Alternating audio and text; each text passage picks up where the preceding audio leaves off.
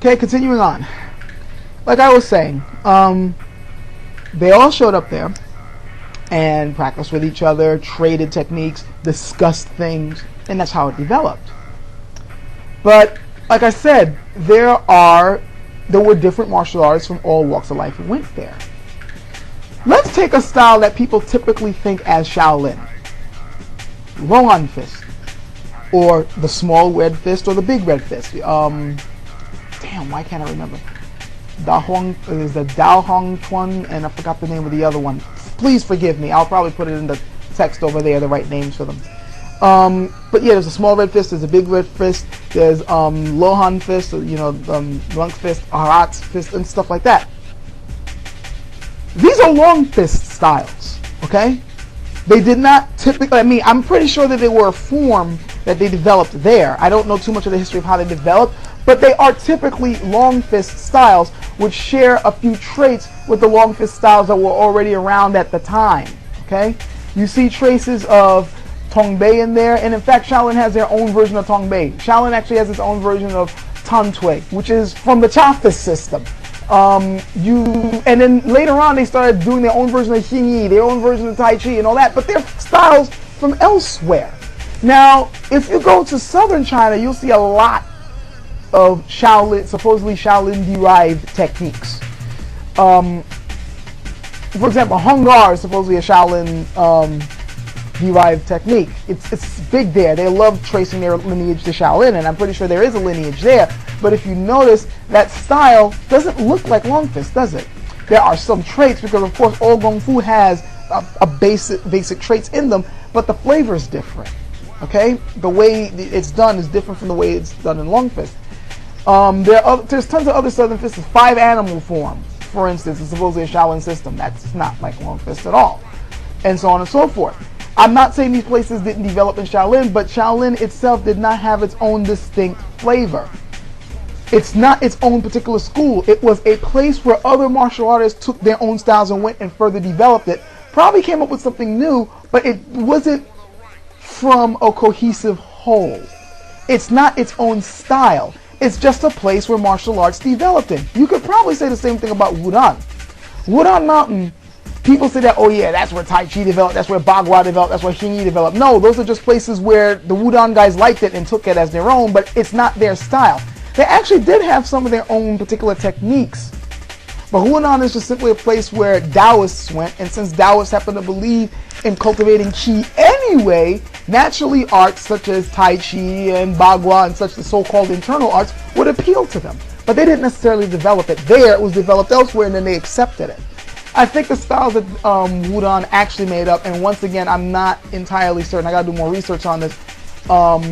There's 6-way boxing, which these days I don't think anyone even knows what the hell that is, but that's an actual Wudan form. The 9 breaking skills and so on and so forth. These are like really old techniques. But Shaolin themselves, again, Wudan again, they took from elsewhere and they brought it in and they developed it. Shaolin, definitely same thing. Other martial artists came in, became monks, they trained there, they talked to each other, and the styles developed from there. And later on, other monks who might have left, some of them left in disgrace, others, they just left for whatever reason, and then they trained other students in their style. And you can technically say, well, yeah, this is a Shaolin style because I developed it while I was a monk in Shaolin, but it's not like Shaolin was this school where they developed their own particular technique. That's BS. That's not the truth. So what does that mean? Well, what it basically means is you can't, technically, yeah, you can go around saying my style came from Shaolin, but it really doesn't mean much. All it really means is that it's a good chance that there's 2 things that could mean. One, that your style that particular style spent a great deal of time being traded back and forth between masters in one place who were already damn good at what they did because that's all they did. So yeah, you'll probably end up with a really effective art. Or you're probably just taking a style that took advantage of the name, because that happened a lot in China, particularly in the South, because hey, martial artists need to eat too. Many of them would come from there and say, oh, I'm a monk from such and such a place, I developed such and such, because Shaolin started becoming a big deal skill, a big deal name after a while.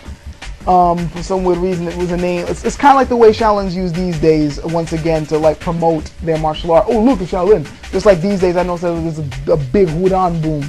Wu-Tang, if you would prefer it being pronounced that way.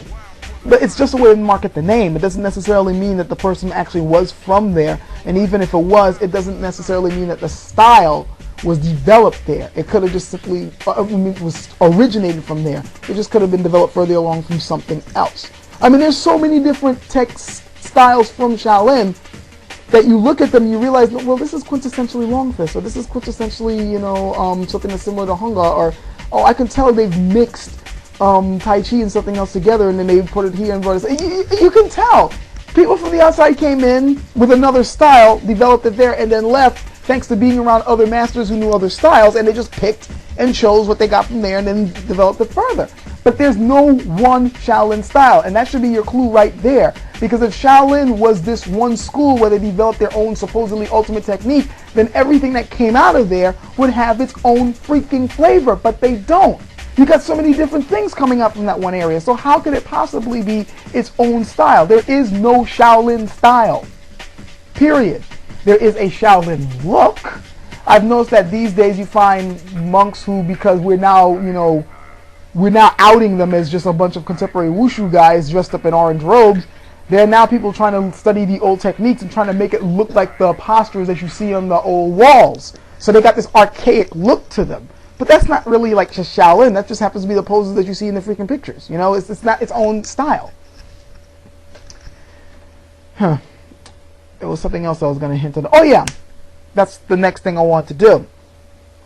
This is something that you guys have to realize.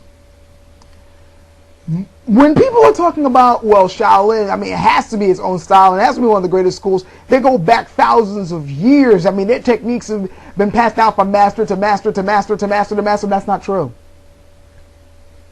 There was a period of time when there were no fighting monks in Shaolin, especially after the second burning of the temple. Look it up. There was a time when the only monks who were there were just the guys chanting prayers and working on their prayer beads and banging the gongs or that little, I forgot that little hammer and tong thing they got, just tuk tuk tuk tuk tuk. That's all they did. They were just Buddhist monks. There were no fighting monks in the temple for years, decades, okay?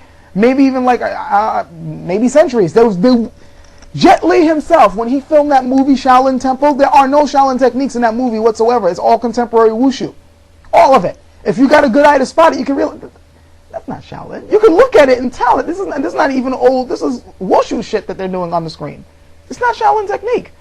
Or, like if there was like a straight up Shaolin technique, like I don't even see any like little red fist or big red fist in there at all. It's just contemporary wushu. And Jet Li himself said that when we went and filmed on location, there were no fighting monks there. So where the hell did all these fighting monks come from all of a sudden that will teach you the secrets of Shaolin? They're a new addition. After that movie came out, it promoted the temple. They thought it was a big deal. The place became a tourist attraction. And suddenly all these schools started popping up all around the temple. Tons, hundreds of schools, all claiming to be from Shaolin. And people, especially some people from the West, they spent their life savings, went over there. People from China came moving over there. And all they were just rural masters. Some of them did know techniques that came from monks who used to live in Shaolin, but it wasn't like they were there all the damn time. And from those who've been keeping up with this, you guys know that a few years back, the current abbot of Shaolin Temple cleared everything out because he's like, this is too much of a tourist attraction. We want to keep this place pure. So they cleared out most, if not all, of the little schools around because the place had just become this huge tourist trap. Using the name Shaolin to make money. Just like the temple right now is doing the same thing. They're using their name to make money. They brought a whole bunch of wushu guys in there, trained them up, shaved their heads, and then sent them around the world to do these little tours that you now have been seeing popping up all around the world. They look cool. You get to see feats, but they're wushu guys. They're not like fighting monks. I mean, I'm not saying that they have not trained a new generation of fighting monks now, but that's the thing. They're new. And they're trying to reclaim what they lost, okay? The temple had no fighting monks in there for years. So, yeah, I know what I'm saying is unpopular. I know there's probably going to be a lot of comments, people getting pissed off. What the fuck you saying that? You don't know shit. Do the research, okay? I'm not trying to say that Shaolin Kung Fu is garbage. It's not.